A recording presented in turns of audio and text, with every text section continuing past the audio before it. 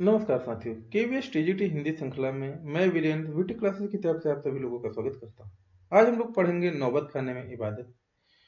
तो जो भी लोग चैनल पर पहली बार हैं सब्सक्राइब कर लें, लाइक शेयर करते चलें। तो चलिए 1916 से 1922 के आसपास की काशी पंचगंगा घाट स्थित बालाजी मंदिर की ड्योढ़ी। ड्योढ़ी मतलब होता है दहलीज, या मतलब कि आप समझ सकते हैं, ड्योढ़ी मतलब प्रवेश द्वार। ड्योढ़ी का नाम से निकलने वाली मंगल ध्वनि। मंगल ध्वनि मतलब होती है अच्छे चीज के लिए बज रहा संगीत।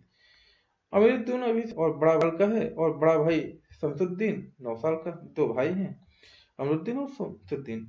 अमरुद्दीन को पता नहीं कि राग किस चिड़िया को कहते हैं, और ये लोग हैं मामू जान वगैरह, जो बात बात पर भीम पलासी और मुल्तानी कहते रहते हैं। ये राग के नाम है, भीम पलासी और मुल्तानी, याद रखिएगा। क्या वाजिब मतलब हो सकता है? वाजिब मतलब क्या ठीक ठीक मतलब हो सकता है? इन शब्दों का इस लिहाज से अभी उम्र नहीं है अमीरुद्दीन की। जान सके इन भारी शब्दों का वजन कितना होगा। गोया इतना जरूर है कि अमरुद्दीन व शमसुद्दीन के मामा द्वय सादिक हुसैन, मामा द्वय मतलब मामा के दूसरे भाई, तथा अली बख्श देश के जाने माने शहनाई वादक हैं। इनके दोनों मामा जो है शहनाई वादक विभिन्न रियासतों और दरबारों में बजाने जाते रहते हैं। रोज रोजाना मचे रोजना मचे में बालाजी का मंदिर सबसे ऊपर आता है। हर दिन की शुरुआत वहीं ड्योढ़ी पर से होती है। मंदिर के विग्रहों को पता नहीं कितनी समझ है। जो ये खानदानी पेशा है अली बख्श के घर का। उसके अब्बाजान भी यहीं ड्योढ़ी पर शहनाई बजाते रहते हैं। अमिरुद्दीन का जन्म डुमरांव, बिहार के एक संगीत प्रेमी परिवार में हुआ है। 5-6 वर्ष डुमरांव में बिताकर वह नाना के घर ननिहाल काशी में आ गया। डुमरांव का इतिहास में कोई स्थान बनता हो ऐसा नहीं लगा कभी भी, पर यह जरूर है कि शहनाई और डुमरांव एक दूसरे के लिए उपयोगी। शहनाई बजाने के लिए रीढ़ का प्रयोग होता है। रीढ़ अंदर से पोली होती, पोली मतलब होती खोखली, जिसके सहारे शहनाई को फूंका जाता है। रीढ़ को नरकट, एक प्रकार की घास से बनाया जाता है, जो डुमरांव में मुख्यतः सोन नदी के किनारों पर पाई जाती है। इतनी ही महत्ता है इस समय डुमरांव की, जिसके कारण शहनाई जैसा वाद्य बजता है। फिर अमीरुद्दीन, जो हम सबके प्रिय हैं, अपने उस्ताद बिस्मिल्लाह खां साहब हैं। कहने के अमीरुद्दीन जो हैं वो बिस्मिल्लाह खां साहब का बचपन का नाम है। उनका जन्म स्थान भी डुमरांव ही है। इनके परदाता उस्ताद सालार हुसैन खां डुमरांव निवासी थे। बिस्मिल्लाह खां उस्ताद पैगंबर बख्श खां और मिट्टल के छोटे साहबजादे हैं। आगे देखते हैं, यहाँ तो परिचय हो गया इनका।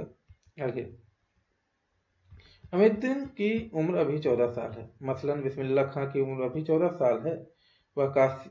वही काशी है, वही पुराना बालाजी का मंदिर, जहाँ बिस्मिल्लाह खां को नौबत खाने रियाज के लिए जाना पड़ता है। मगर एक रास्ता है बालाजी मंदिर तक जाने का। यह रास्ता सोलन भाई और बतूलन भाई के यहाँ से होकर जाता है। इस रास्ते से अमीरुद्दीन को जाना अच्छा लगता है। इस रास्ते न जाने कितने तरह के बोल बनाओ, कभी ठुमरी कभी टप्पे। ये ठुमरी और टप्पे जो है एक गाने की एक धुन है। कभी दादरा कभी मार्फत ड्योढ़ी तक पहुंचते रहते हैं। रसूलन और बतूलन जब गाती हैं तो अमीरुद्दीन को खुशी मिलती है। दोनों बहनें हैं रसूलन और बतूलन। अपने ढेरों साक्षात्कारों में बिस्मिल्लाह साहब ने स्वीकार किया कि वह उन्हें अपने जीवन के आरंभिक दिनों की संगीत के प्रति आसक्ति इन्हीं गायिका बहनों को सुनकर मिली है। इस प्रकार से उनकी अबोध उम्र में अनुभव की स्लेट पर संगीत प्रेरणा की वर्णमाला रसूलन भाई और बतूलन भाई ने उकेरी। उकेरी मतलब होता है लिखना, ठीक है। आगे वैदिक इतिहास में शहनाई का कोई उल्लेख नहीं है। जो पुराना इतिहास है वेद वाला, उसमें उनका कोई उल्लेख नहीं है। इसे संगीत शास्त्रांगता सुस्तीर वाद्यों में गिरा जाता है।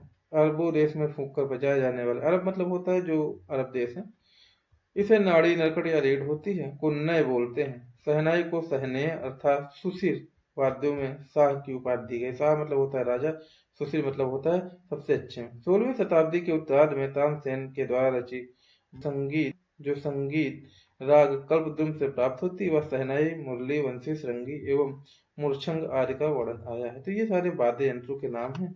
आप परेशान मत होइएगा कि इनका मतलब क्या होता है। ये सारे एक तरीके के वाद्य यंत्र है, ठीक है। अवधि पारंपरिक लोकगीतों एवं चैती में शहनाई का उल्लेख बार बार मिलता है। मंगल का परिवेश प्रतिष्ठित करने वाला यह वाद्य इन जगहों पर मांगलिक विधि विधानों के अवसर पर ही प्रयुक्त हुआ है। दक्षिण भारत के मंगल वाद्य नागस्वरों की तरह शहनाई प्रभृति एवं मंगल ध्वनि का संपूरक है। आगे देखते हैं कि क्या लिखते हैं लेखक महोदय। शहनाई के इसी मंगल ध्वनि के नायक बिस्मिल्लाह खां साहब 80 बरस से सुर मांग रहे हैं। सच्चे सुर की नेमत 80 बरस की पांचों वक्त वाली नमाज इसी सुर को पाने की प्रार्थना में खर्च हो जाती है। लाखों सजदे, सजदे मतलब होता है प्रार्थना करना, किसी के जो है समक्ष अपना सर झुकाना। इसी एक सच्चे सुर की इबादत में खुदा के आगे झुकते हैं। वे नमाज के बाद सजदे में गिड़गिड़ाते हैं, मेरे मालिक एक सुर बख्श दे। सुर में वह तासीर पैदा कर कि आंखों से सच्चे मोती की तरह अनगढ़ आंसू निकल आए। अनगढ़ मतलब होता है बिना बनाए हुए, अनगढ़े हुए, ठीक है। उनको यकीन है कभी खुदा यूं ही उन पर मेहरबान होगा और अपनी झोली से सुर का फल निकाल कर उनकी ओर उछालेगा, फिर कहेगा, ले जा मेरी दोन, इसे खा ले और कर मुराद पूरी।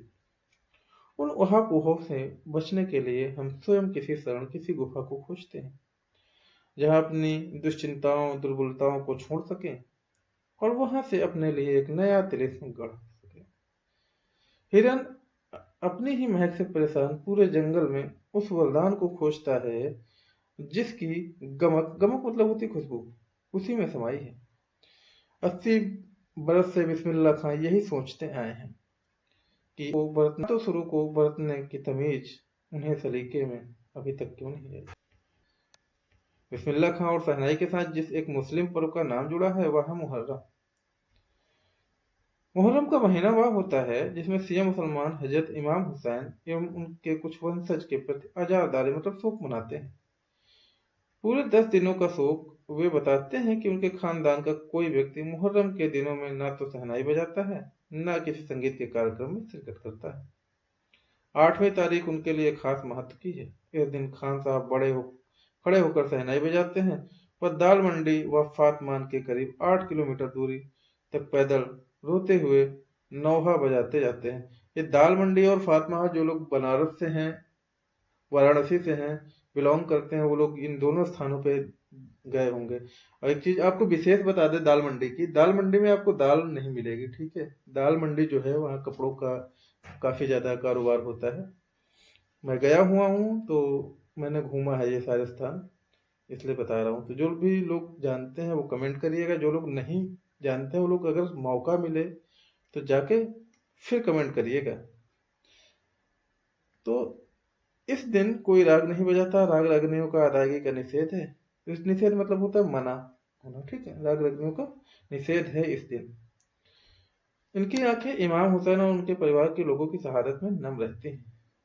आजादारी होती है, हजारों आंखें नम, 1000 बरस की परंपरा पुनर्जीवित। मुहर्रम संपन्न होता है। एक बड़े कलाकार का सहज मानवीय रूप ऐसे अवसर पर आसानी से दिख जाता है। मुहर्रम में गमजदा माहौल से अलग कभी कभी सुकून के क्षणों में वे अपनी जवानी के दिनों को याद करते हैं। वे अपने रियाज को कम, उन दिनों के अपने जुनून को अधिक याद करते हैं। अपने अब्बाजान पक्का महाल की कुलसुम हलवाइन की कचौड़ी वाली दुकान पर गीता बली और सुलोचना को ज्यादा याद करते हैं। कैसे सुलोचना उसकी पसंदीदा हीरोइन थी। बड़ी रहस्यमय मुस्कुराहटों के साथ गालों पर चमक आ जाती है। खां साहब की अनुभवी आंखें और जल्दी ही खित से हंस देने की ईश्वरीय कृपा आज भी बदस्तूर कायम है, बिना बदले, मतलब होता है बिना बदले हुए, ठीक है। इसी बाल सुलभ हंसी में कई यादें बंद हैं। वे जब उनका जिक्र करते हैं तब फिर उसी नौसर्गिक आनंद में आंखें चमक उठती हैं। अमिदून तब सिर्फ 4 साल का रहा होगा। छुपकर नाना को शहनाई बजाते हुए सुनता था। रियाज के बाद जब अपनी जगह से उठकर चले जाएं तब वह ढेरों की भीड़, बड़ी शहनाइयों की भीड़ में अपने नाना वाली शहनाई ढूंढता और एक एक शहनाई को फेंक कर खारिज करता जाता। खारिज करना मतलब कि जो है बेकार, उनको रिजेक्ट करना। सोचता लगता है मीठी वाली शहनाई दादा कहीं और रखते हैं। जब मामू अली बख्श खां, जो कि उस्ताद थे मतलब गुरु थे, शहनाई बजाते हुए सम पर आए तब धड़ से एक पत्थर जमीन पर मारता था। सम पर आने की तमीज उन्हें बचपन में ही आ गई थी, मगर बच्चे को यह नहीं मालूम था कि दाद वाह करके दी जाती है, सिर हिलाकर दी जाती है, पत्थर पटक कर नहीं। दाद मतलब होता है वाह वाह करना, जो होता है वो दाद। और बचपन के समय फिल्मों के बुखार के बारे में तो पूछना ही क्या। उस समय थर्ड क्लास के लिए 6 पैसे का टिकट मिलता था। अमीर 2 पैसे मामू से, 2 पैसे मौसी से और 2 पैसे नानी से लेता था, फिर घंटों लाइन में लगकर टिकट हासिल करता था। सुलोचना की नई फिल्म सिनेमा हॉल में आई और उधर अमीरुद्दीन अपनी कमाई लेकर चला फिल्म देखने, जो बालाजी मंदिर पर रोज शहनाई बजाने से उसे मिलती थी। एक अठन्नी मेहनताना, उस पर यह शौक जबरदस्त कि कोई सुलोचना की कोई नई फिल्म न छूटे। और कुलसुम की देसी घी वाली दुकान, वहाँ संगीत में कचौड़ी इस तरह, क्योंकि कुलसुम कलकलाते घी में कचौड़ी चली जाती थी। उस समय छन्न से उठने वाली आवाज से सारे आरोह अवरोह दिख जाते थे। ये आरोह और अवरोह होता है एक प्रकार की ध्वनि, जो कि संगीत में जिसका प्रयोग होता है। राम जाने कितनों ने ऐसी कचौड़ी खाई होंगी, मगर इतना तय है कि अपने खान साहब रियाज और स्वादी दोनों रहे हैं। इस बात में कोई शक नहीं कि दादा की मीठी शहनाई उनके हाथ लग चुकी है। काशी में संगीत आयोजन की एक प्राचीन एवं अद्भुत परंपरा है। यहाँ कई वर्षों से संकट मोचन मंदिर में होता आया है। यह मंदिर शहर के दक्षिण में लंका पर स्थित है। वह हनुमान जयंती के अवसर पर यहाँ 5 दिनों तक शास्त्रीय एवं उप शास्त्रीय गायन वादन की उत्कृष्ट सभा होती है। ये जो मंदिर की संकट मोचन मंदिर की बात हो रही है, मैं आपको बता दूं, जैसे आप बीएचयू गेट की तरफ से आएंगे तो मुश्किल से 200 मीटर आने पर जो है दाहिने हाथ को एक मोड़ गया हुआ है अंदर से। तो वहाँ पे वो बहुत पुराना संकट मोचन मंदिर है और उसके अंदर एक पीपल का बहुत पुराना पेड़ है। जो लोग देखे हैं वो कमेंट करके बताएंगे, जो लोग नहीं देखे हैं और कभी मौका मिले तो जाइएगा। बहुत ही अच्छा मंदिर है और एक विशेष प्रकार की शांति का वातावरण है वहाँ पे। और वहाँ से निकलते हुए आप जो है बगल में त्रिदेव मंदिर है, वहाँ भी घूम सकते हैं। और त्रिदेव मंदिर के ही सामने पड़ता है तुलसी मानस मंदिर, आप वहाँ भी जा सकते हैं, क्योंकि बनारस जो है शिव की धरती मानी जाती है और बहुत ही अच्छे धार्मिक स्थल है। आगे जाने पर आप दुर्गा कुंड भी जा सकते हैं, बहुत प्राचीन मंदिरों में से एक दुर्गा कुंड। उसकी महत्ता अलग है। आप जाइएगा और कमेंट करके बताइएगा। जो लोग बनारस से बिलोंग करते हैं, मेरी वीडियो अगर उन तक पहुंचे तो मुझे कमेंट करके बताइएगा जरूर। तो चलिए शुरू करते हैं।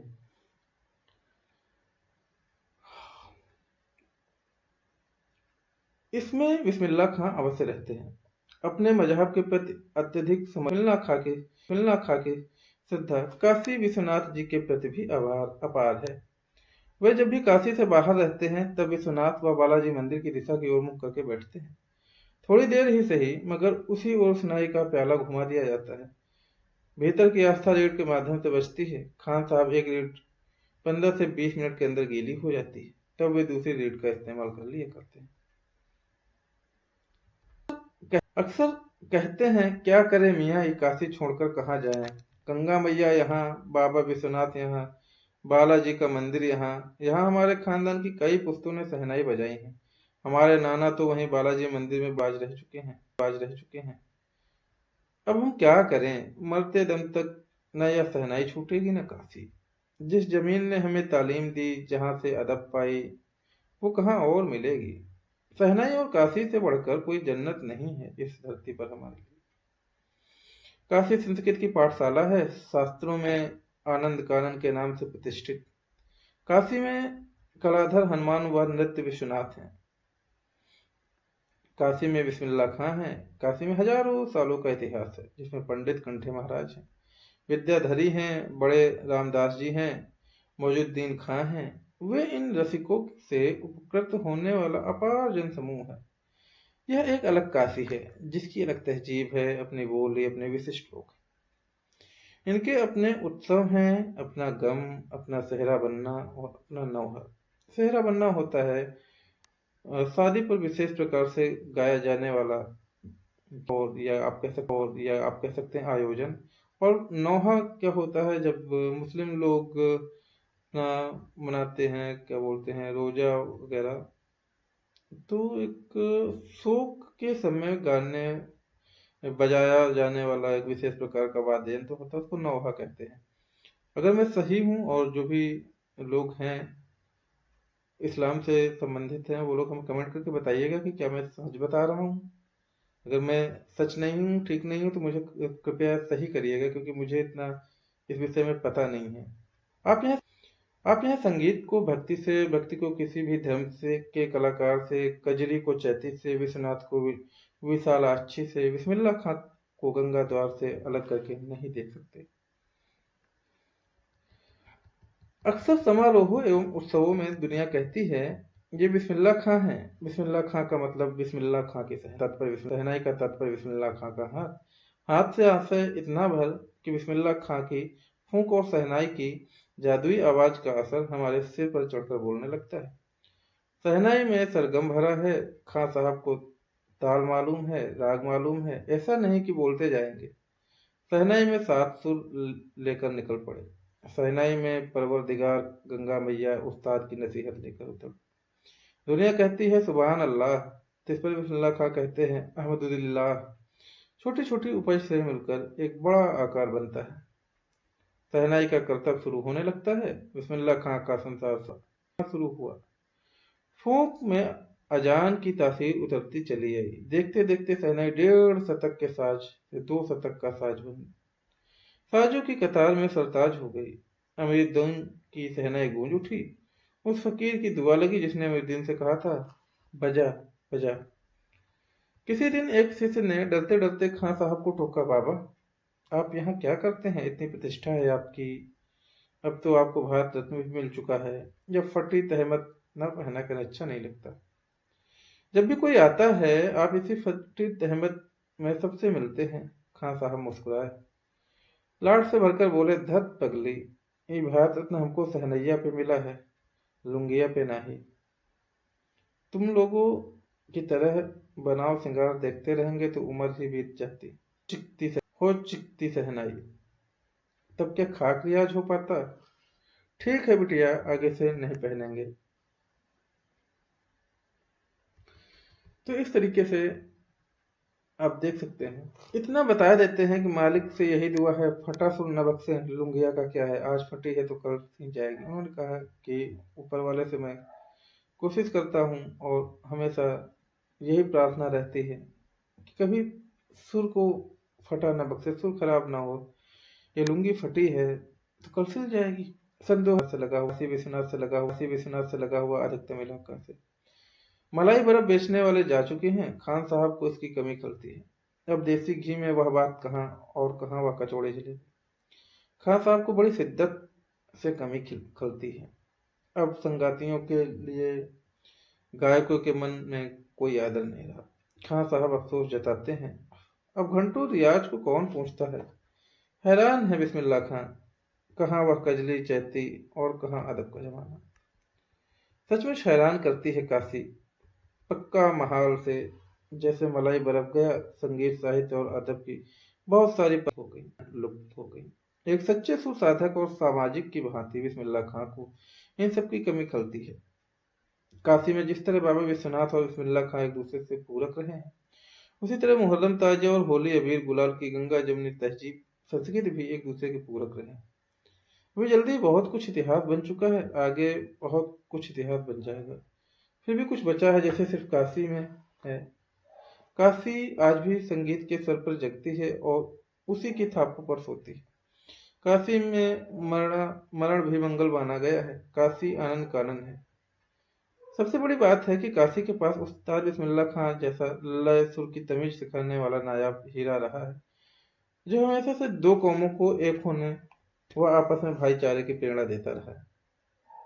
भारत रत्न से लेकर इस देश के ढेरों विश्वविद्यालयों की मानद उपाधियों से अलंकृत, वह संगीत नाटक अकादमी पुरस्कार एवं पद्म विभूषण जैसे सम्मानों से नहीं, बल्कि अपनी अजेय संगीत यात्रा के लिए बिस्मिल्लाह खां साहब भविष्य में हमेशा संगीत के नायक बने रहेंगे। 90 की वर्ष की भरी पूरी आयु में 21 अगस्त 2006 को संगीत रसिकों की हार्दिक सभा से विदा हुए खां साहब की सबसे बड़ी देन हमें यही है कि पूरे 80 वर्ष उन्होंने संगीत को संपूर्णतः वह का अधिकार सीखने की जिज्ञासा को अपने भीतर रखा है, जिंदा रखा है। इस तरीके से कहानी, या यूं कह लीजिए एक बहुत बड़ी उपलब्धि जो संगीत के माध्यम से लेखक महोदय ने देनी चाहिए, वो हम लोगों ने पढ़ा है। कुछ क्वेश्चन आंसर हैं। शहनाई की दुनिया में डुबराव को क्यों याद किया जाता है? आपको पता होगा कि जो वहां पे रीढ़ जिससे बनती है वो वहीं डुबराव में ही, बिहार में ही मिलती है, तो इसलिए उसको याद किया जाता है। मंगल धुन का नायक बिस्मिल्लाह खां जी को क्यों कहा जाता है? क्योंकि वो हमेशा जो है वहां पर बैठकर बजाया करते थे अपनी शहनाई। काशी में हो रहे कौन से परिवर्तन से बिस्मिल्लाह खां व्यथित करते हैं? यानी कि वो रियाज नहीं बचा है, वो तौर तरीके नहीं बचे हैं, और काफी कुछ बदल गया है। फटा सुरना बक्से लुंगिया का क्या है? आज फटी है तो कल सी जाएगी, इसका स्पष्ट कीजिए। ऐसा स्पष्ट करना है तो यही आप लिख सकते हैं कि यहाँ पे लेखक महोदय ने बिस्मिल्लाह खां के शब्दों को इस तरीके से कहा है कि वो कहते हैं कि कपड़ों का क्या है, आज फटे हैं कल सिल जाएंगे, लेकिन अगर सुर फट गया, सुर खराब हो गया तो इतनी जल्दी नहीं। तो ये सारी चीजें हैं। बिस्मिल्लाह खां मिली जुली संस्कृत के प्रतीक थे, तो वो वास्तविक अर्थों में सच्चे इंसान थे। तो ये सारी चीजें आप लिख सकते हैं, हमने बता दिया है। और ये सब संपदा है जो कि महत्वपूर्ण है, आप देख लीजिएगा।